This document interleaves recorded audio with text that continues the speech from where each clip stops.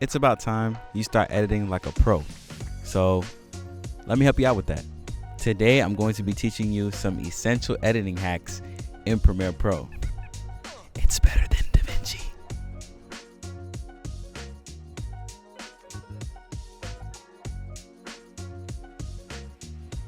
The first is cutting out scenes and pauses in videos. Now, I know you like to cut, but there's an easier way to do this, and Premiere Pro would do it automatically for you. A quick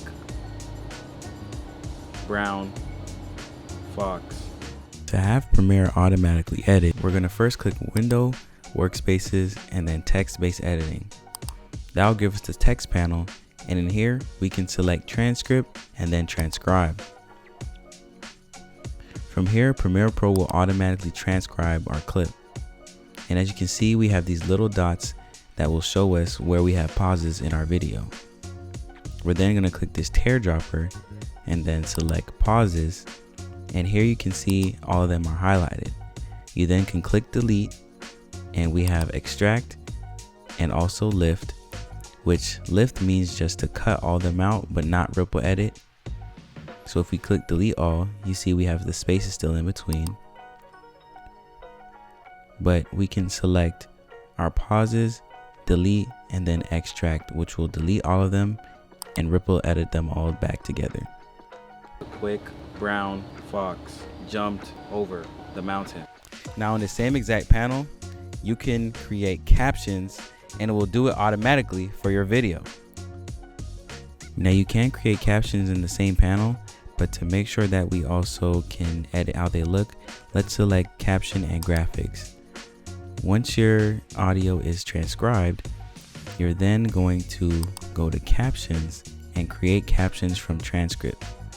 Here you have multiple things you can select, such as presets, but we're going to select subtitle default. Here we have all your preferences, such as your maximum length in characters, minimum duration in seconds, and your gaps in between the captions. Go ahead and adjust them how you want, and we're going to create single line captions. As you can see here, we have these captions that are on top of our video.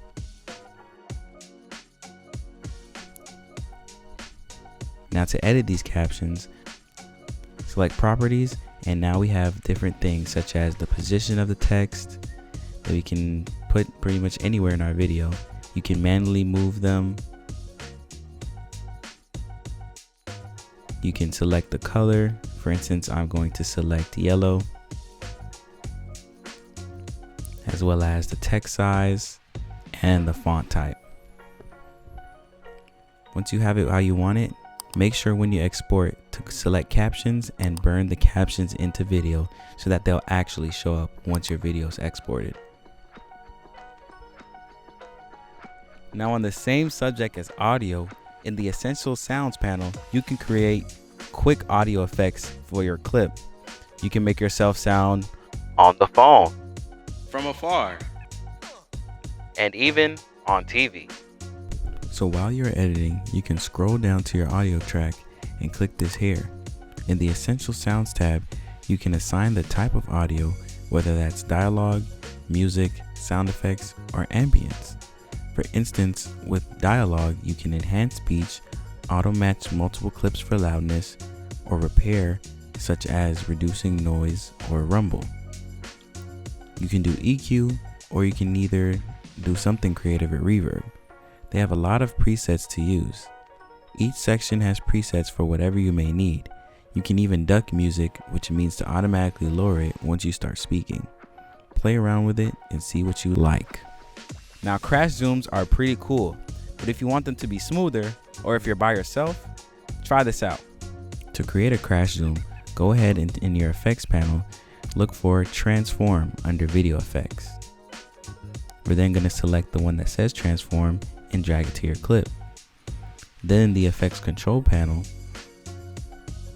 select where you want your zoom to start.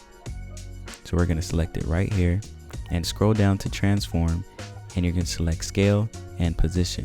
This is going to be your starting point. You're then going to want to find your end point and adjust accordingly.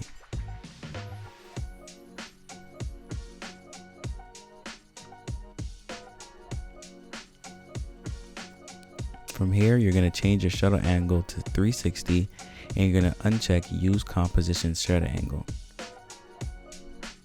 And now you can see how we have a perfect blur. So to make it faster, all you have to do is drag the points closer together, and to make it slower, you drag it away from each other. Go ahead and play around with it to see what you like the best, but that is how you create a crash zoom.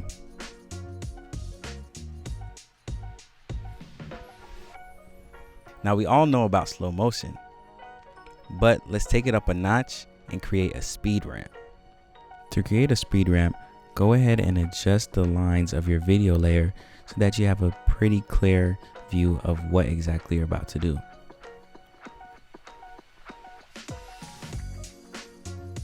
From here, you're going to right click and go down to show clip keyframes, then time remapping, and then speed. From here now you have this horizontal line that you will use to keyframe your speed ramp. Find where you want your speed ramp to start and click Control or Command and click on the line. It will then create this marker, and then where you want your speed ramp to end, you also select it. You then can drag them to create the duration of the ramp. And then in the middle, this is where you pull down so you can adjust the percentage of your speed. I'm going to put mine to about 35. You're then going to select the marker and select this little ball at the bottom, and this is where you can adjust the speed ramp.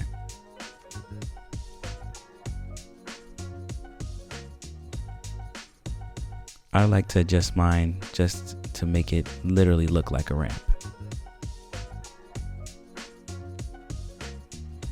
And with that, you have this now.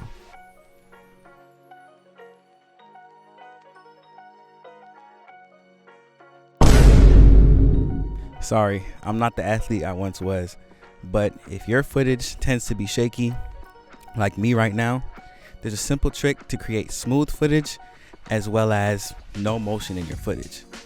Here's a quick and easy way to edit stable footage and to remove micro jitters. In Premiere, go ahead and look for Warp Stabilizer in the Effects panel. Go ahead and drag it on top of your clip, and then in the Effects Control panel, we're going to make sure the result is on smooth motion. We're going to change our smoothness to 11% so it's not too drastic. And there you have it. To remove micro jitters, go ahead and add the same Warp Stabilizer and then change the result to no motion. Now, Ultra Key is very good for keying out certain colors or certain parts of your image you don't want.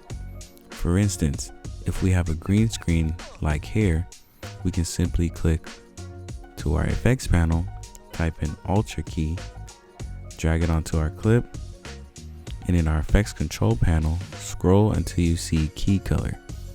You then can take the teardropper and take out this green screen.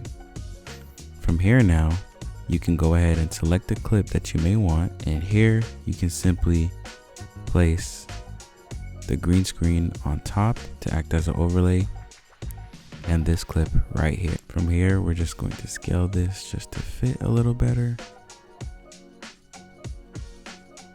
And you can also take your image and move it to where exactly you may want it.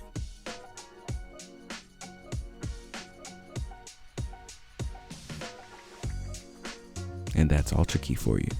But anyways, guys, those are some ways you can turn yourself from an amateur to a pro editor.